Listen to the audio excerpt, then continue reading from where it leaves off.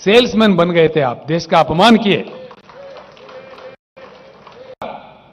Salesman बन गए थे आप, देश का अपमान किए। नतीजा श्रीलंका का जनता टूट पड़ी है श्रीलंका के रोडों पे। यह शोभा देता है हमारे देश को? क्यों चुप्पी साधे हुए है श्रीलंका के मामले में? कोई सरकारी प्रवक्ता अपना मुंह क्यों नहीं खोल रहा है? और आप अपने आप में खुद में क्यों नहीं बोल रहे इस बात में? क्यों चुप्पी साधे हुए हो? क्या वजह है इसके? और इससे बड़ी चीज क्या हो सकता है? श्रीलंका पार्लियामेंट कमेटी के सामने श्रीलंका इलेक्ट्रिसिटी बोर्ड के चेयरमैन बयान दिया दुनिया के सामने खुलेआम कि भारत के प्रधानमंत्री के दबाव के कारण हमने ये कॉन्ट्रैक्ट किसी हिंदुस्तानी व्यापारी को दिया। ये क्या देश का इज्जत बढ़ाएगा? किसी भी आपसे पहले आए हुए बने हुए किसी भी प्रधानमंत्री जी के कालखंड में ऐसे आरोप भारत पे नहीं लगे। भले ही आप खामोश हो, हम खामोश नहीं बैठेंगे, हम जरूर लड़ते रहेंगे। व्यक्तिगत रूप से मुझे भी नरेंद्र मोदी से कोई लेना देना कुछ नहीं है।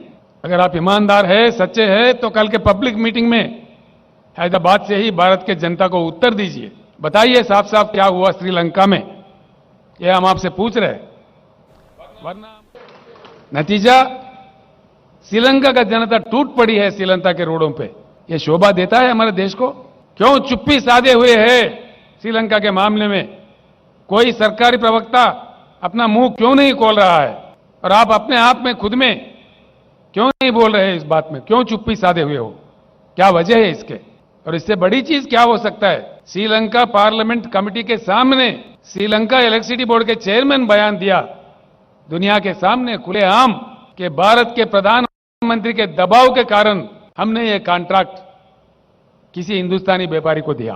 ये क्या देश का इज्जत बढ़ाएगा?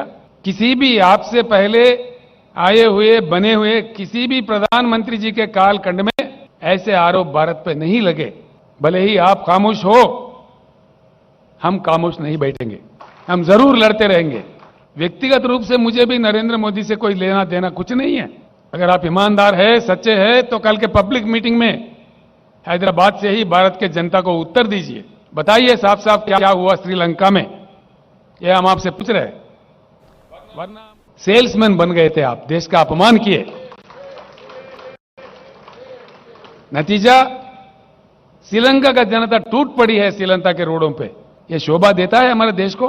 क्यों चुप्पी साधे हुए है श्रीलंका के मामले में? कोई सरकारी प्रवक्ता अपना मुंह क्यों नहीं खोल रहा है? और आप अपने आप में खुद में क्यों नहीं बोल रहे इस बात में? क्यों चुप्पी साधे हुए हो? क्या वजह है इसके? और इससे बड़ी चीज क्या हो सकता है? श्रीलंका पार्लियामेंट कमेटी के सामने श्रीलंका इलेक्ट्रिसिटी बोर्ड के चेयरमैन बयान दिया दुनिया के सामने खुलेआम कि भारत के प्रधानमंत्री के दबाव के कारण हमने ये कॉन्ट्रैक्ट किसी हिंदुस्तानी व्यापारी को दिया। ये क्या देश का इज्जत बढ़ाएगा?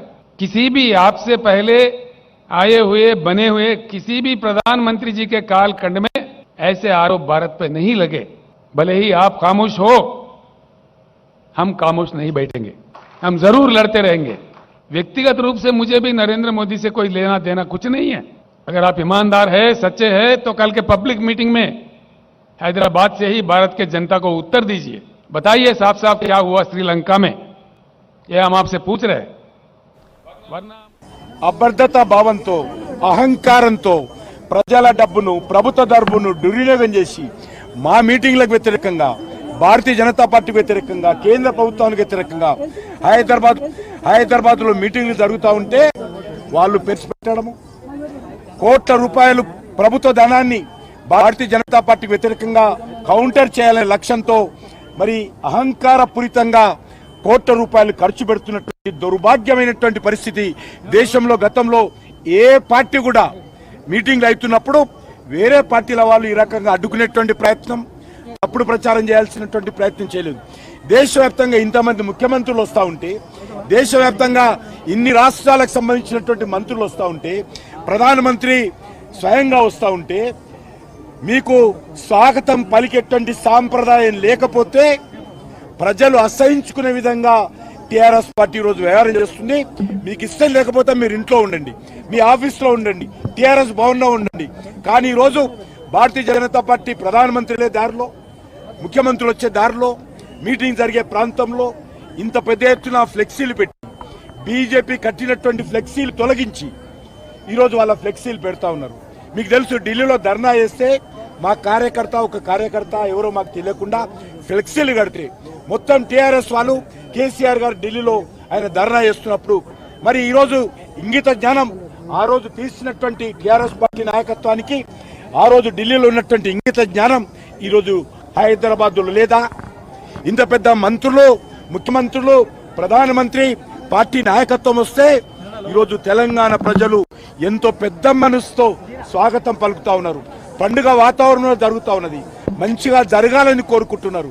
కానీ ఈ రకంగా కేసీఆర్ వాళ్ళ కుటుంబము ఉదయం లేస్తే సాయంకాలం వరకు, కేటీఆర్ అయితే చాలా మంది అనుకున్నారు ఈయన చదువుకున్నవాడు, అమెరికాలో చదువుకొని వచ్చాడు, ఏదో ఉద్ధరిస్తాడు అనుకున్నారు. కానీ ఆయన వాడుతున్నటువంటి భాష, ఆయన వ్యవహారం చేస్తున్నటువంటి విధానం పూర్తిగా నేను ముఖ్యమంత్రి చేయకుండా భారతీయ జనతా పార్టీ ఈరోజు హుజూరాబాద్లో గెలిచింది, దుబ్బాకలో గెలిచింది, కార్పొరేషన్లో గెలిచింది, వీళ్ళు గెలవకపోతే నేను ఇప్పటికంటే ముఖ్యమంత్రి అయ్యేవాడిని అనేటువంటి ఒక అహంకారంతో, అసహనంతో, అభద్రతా భావంతో ఈరోజు వాళ్ళు వ్యవహారం చేస్తూ ఉన్నారు. నేను ఈ సందర్భంగా మనవిస్తున్నాను, తెలంగాణలో ఈ యొక్క కుటుంబ ప్రభుత్వాన్ని కూకట్టి వేళ్లతో తెలంగాణ ప్రజలు పెక్కిలించి వేస్తారు.